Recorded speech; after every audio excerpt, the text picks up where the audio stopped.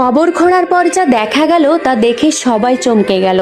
এক মহিলা ছিল যার স্বভাব ছিল অত্যন্ত খারাপ। তার কাজই ছিল মানুষের মধ্যে বিবাদ সৃষ্টি করা, পরিবারের শান্তি নষ্ট করা আর সম্পর্কগুলোতে আগুন জ্বালানো। একদিন হঠাৎ সে এক ভয়াবহ দুর্ঘটনায় মারা গেল। তার দাফনের প্রস্তুতি হলো এবং তাকে কবর দেওয়া হলো, কিন্তু দাফনের সময় অজান্তেই তার এক আত্মীয়ের মোবাইল ফোন কবরের ভেতর পড়ে গেল। তখন কেউ টের পায়নি। কবর বন্ধ করে সবাই বাড়ি ফিরে গেল। বাড়িতে এসে সেই আত্মীয় যখন ফোন খুঁজতে লাগলো, তখন তার মনে পড়লো ফোনটি হয়তো কবরের ভেতর পড়ে গিয়েছে।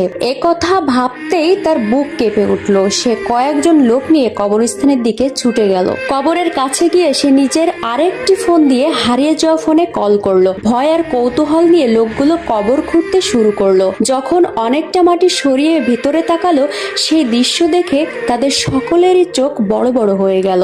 ভেতরে মহিলার জিহ্বা অস্বাভাবিকভাবে লম্বা হয়ে গিয়েছিল, এতটাই লম্বা যে তা তার পুরো শরীরের চারপাশে পেঁচিয়েছিল। মনে হচ্ছিল তার নিজের জিহ্বায় তার হাড় ভেঙে দিচ্ছে। ভয়ে কাঁপতে কাঁপতে সে মোবাইলটি তুলে নিল এবং হুঁশ হারানোর আগেই চিৎকার করতে করতে সে ভয়াবহ স্থান থেকে তারা পালিয়ে গেল। এভাবে সেই মৃত মহিলা সবার জন্য এক বড় শিক্ষা দিয়ে গেল।